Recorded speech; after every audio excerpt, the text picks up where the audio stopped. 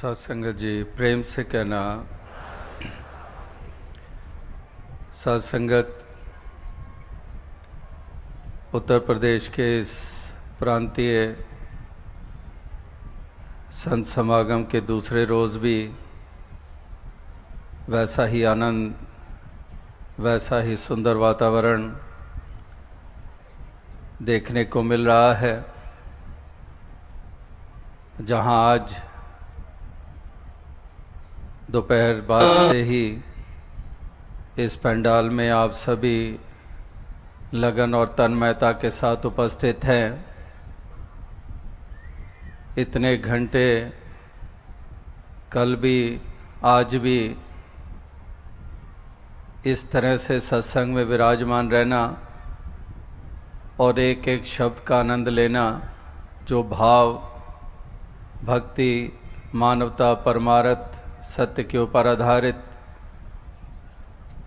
पूर्वी या हिंदी भाषा में, सिंधी भाषा, अंग्रेज़ी भाषा में, उत्तराखंड उत्तरांचल की कुमाऊनी या गढ़वाली भाषा में, नेपाली भाषा में, गुजराती राजस्थानी भाषा, ये सब आज और कल आपने ये सत्संग में श्रवण की और इस तरह से तन्मयता के साथ आप सभी उपस्थित होकर अपनी भक्ति को और सुदृढ़ कर रहे थे और संतों, महात्माओं, गुरु, पीर, पैगंबरों की शिक्षाओं को फिर से अपने जहन, दिलो दिमाग में बसाकर उन्हीं दिव्य गुणों से युक्त होकर जीवन जीने की प्रेरणा प्राप्त कर रहे थे।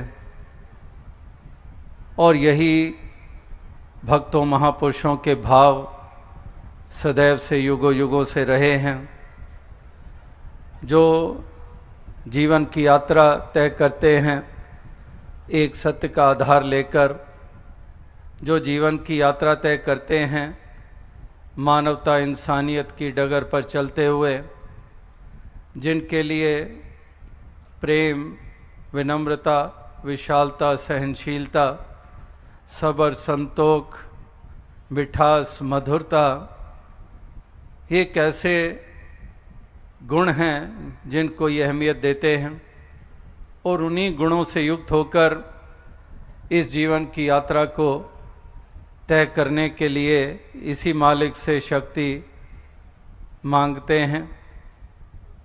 तो इसी प्रकार से आज भी ऐसी ही भावनाओं से युक्त भक्तजनों ने अपने भाव रखे और बाकी सब ने उनको श्रवण किया। कहने वाले भी आनंद ले रहे थे और श्रवण करने वाले भी आनंद ले रहे थे।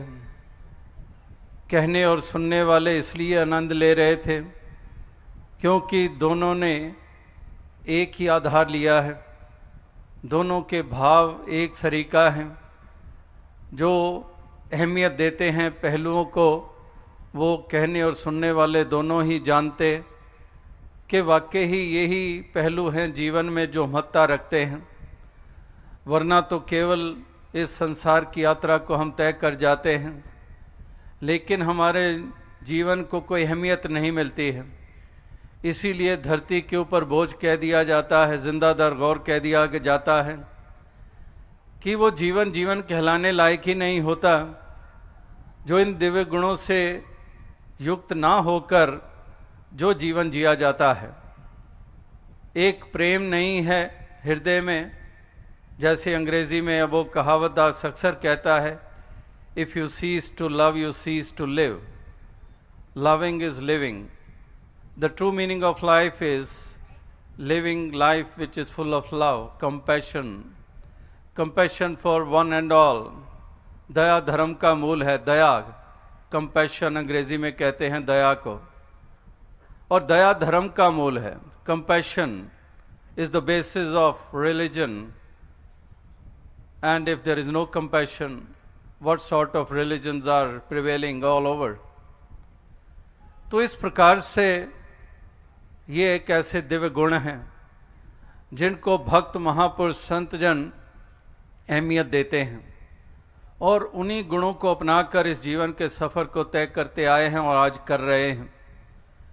लेकिन वो भी लाखों करोड़ों लोग इस धरती पे बसते हैं जो इन पहलुओं को जीवन में कोई स्थान नहीं देते हैं।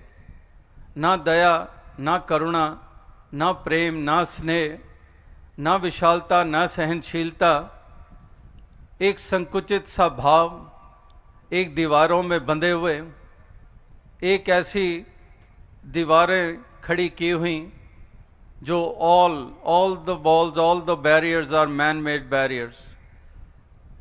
परमात्मा की तरफ से नहीं, परमात्मा ने कोई दीवार नहीं बनाई।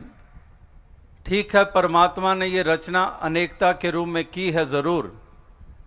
मालिक ने ये सारी जो रचना की है वो डाइवर्सिटी के रूप में की है अवश्य, लेकिन इसका मतलब हरगिज़ नहीं कि परमात्मा ने ये डाइवर्स सब कुछ बनाया तो परमात्मा चाहता है कि दीवारें खड़ी हों इस डाइवर्सिटी को लेके, इस अनेकता को लेके जगह जगह पर कदम कदम पर दीवारें खड़ी हों। तो मालिक ने इसलिए डाइवर्स ये सारी रचना की है।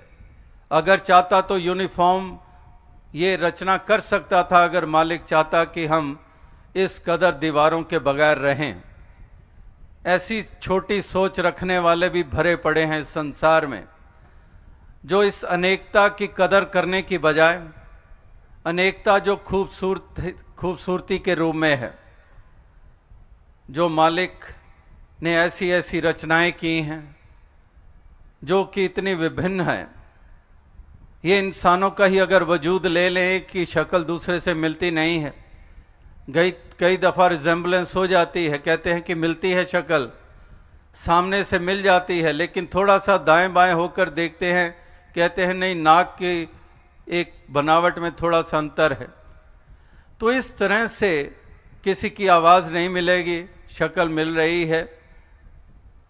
तो कितनी डाइवर्स एक इंसान के वजूद को ही देख लें, और इसके हाथों के निशान। इसीलिए कोई भी क्राइम होती है तो पुलिस डिपार्टमेंट जो इन्वेस्टिगेशन करते हैं, इन्वेस्टिगेटिंग एजेंसीज, वो इस कदर ढूंढ रहे होते हैं कि उंगलियों के निशान मिलें। एक का निशान दूसरे के साथ मिल नहीं रहा है। अगर यहीं से देख लें, ताज्जुब होता है कि परमात्मा ने कितनी डाइवर्सिटी रखी हुई है। शक्ल सूरत नहीं मिलती है, चाल नहीं मिलती है, उंगलियों के निशान नहीं मिलते हैं, और यहाँ तक कि शरीर की गंध तक नहीं मिलती है। कोई भी क्राइम होती है तो कहते हैं कि स्निफर डॉग्स उनको हरकत में ले आए हैं कि ये कुत्ता सूंघ कर ही उस दिशा की तरफ बढ़ निकलता है जिस तरफ वो क्राइम करने वाला गया है। तो कितनी डाइवर्सिटी है। ये तो केवल इंसानों की बात हो रही है। 84 लाख योनियां, कितने कितने एक जल में जन्म लेती हैं योनियां, उसी जल में जीती हैं, वही मर खप जाती हैं। कितने प्रकार के जीव जंतु, ये मालिक की रचना। और फिर अगर आते हैं धरती की तरफ, धरती भी एक जैसी नहीं बनाई। बनाने को हर जगह पहाड़ी पहाड़ बना देता, लेकिन कुछ पहाड़ बना डाले, कहीं पर समुद्र बना डाले, कहीं पर रेगिस्तानी इलाके बना डाले। तो कितनी भिन्नताएं हैं। तो इस लिहाज से इंसान कदर करने की बजाय कि डाइवर्सिटी वाकई ही बहुत अहमियत रखती है, इसकी अपनी ही खूबसूरती है, लेकिन ये संकुचित मन, ये अंधकार में डूबे हुए मन, ये हमेशा ही इस वरदान को अभिशाप बनाते आए हैं। अपनी ही करतूतों, अपनी ही सोचों के कारण, अपनी ही खुदगर्जियों के कारण, अपनी ही अज्ञानता के कारण ये इसको अभिशाप का रूप देते आए हैं। एक ग्रेस और ब्लेसिंग्स को कर्स के रूप में उसको ये रूप दे देते हैं। तो यही इंसान की फितरतें ये अरसे से चलती चली आ रही हैं। और फिर अगर हम आते हैं इसी डाइवर्सिटी को देखते हैं तो कितने प्रकार के पहरावे हैं, कितनी प्रकार की भाषाएं हैं। तो कितनी भाषाओं का अंतर, कितने पहरावे भिन्न भिन्न, कितनी भाषाएं भिन्न भिन्न। तो इसी तरह से हम दुनिया संसार की तरफ देखते हैं, वहाँ पर भी कहीं स्पेनिश, कहीं लैटिन, कहीं पर फ्रेंच, कहीं डॉइच, जर्मन, इसी तरह से कितनी कितनी भाषाएं तमाम मुल्कों में हमें सुनने को मिलती हैं। और इसी तरह से अगर हिंदुस्तान के ऊपर केंद्रित हो जाएं, तो यहाँ पर भी 20 कोस के बाद कहते हैं कि भाषा बदल जाती है, एक पुट बदल जाता है, एक मेन लैंग्वेजेस और आगे कितने डायलेक्ट्स। इसी हिंदुस्तान में कितनी भिन्नताएं हैं भाषाओं को लेकर। तो वाकई ही जो बात कहने का भाव है कि भिन्नताएं तो अनेकों हैं, कितने प्रकार की हैं, लेकिन ज़रूरत है एक बीच में धागे की जो भिन्न भिन्न फूलों को पिरो डाले। जो एकता की हम बात करते हैं, अनेकता में एकता, unity in diversity. Uniformity is not possible at all. और लोग ये सोचकर, धर्म वाले, मजहब वाले, कहीं तलवारों का जोर लगाकर, कहीं फिर फोटो का सहारा लेकर, कहीं डराकर धमकाकर, जुल्म और सितम करके यही रास्ता अख्तियार करते आए हैं कि यूनिफॉर्मिटी लानी है। जैसा पहरावा हम पहनते हैं ये भी पहने, नहीं तो मौत की घाट। जिस तरफ रुक कर हम इबादत करते हैं ये भी उसी तरफ रुक कर लें। जिस दिन को हम पावन मानते हैं ये भी उसी दिन को पावन माने।